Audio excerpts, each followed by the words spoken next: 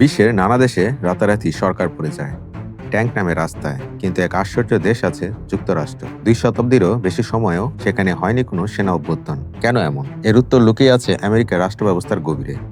1787 সালে লেখা সংবিধান বলছে সেনাবাহিনী সর্বদা বেসামরিক সরকারের অধীনে থাকবে। প্রেসিডেন্ট আছেন সেনাবাহিনীর সর্বাধিনায়ক, কিন্তু তিনি কোনো জেনারেল নন, একজন নির্বাচিত জনপ্রতিনিধি। মার্কিন সৈন্যদের শপথ আলাদা, তারা কোনো ব্যক্তির নয়, সংবিধানের প্রতি আনুগত্যের প্রতিশ্রুতি দেয়। এই কারণে তাদের হাতে বন্দুক আছে, কিন্তু মনে রাজনীতি নেই। আমেরিকান সমাজে গণতন্ত্র শুধু কাগজে নয়, এটা তাদের প্রতিদিনের জীবন। সরকার বদলায় ভোটে, বন্দুকে নয়। ভিন্নমত থাকলেও কেউ রাজপথে ট্যাঙ্ক আনে না। তারা জানে তাদের কাজ দেশের ভেতরে রাজনীতি নয়, বিশ্বজুড়ে নিরাপত্তা রক্ষা করা। তারা পেশাদার, রাজনৈতিক নয়।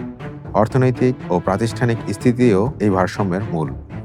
দুর্বল রাষ্ট্রে যেমন অভ্যুত্থান সহজ, আমেরিকায় তেমন সুযোগই নেই।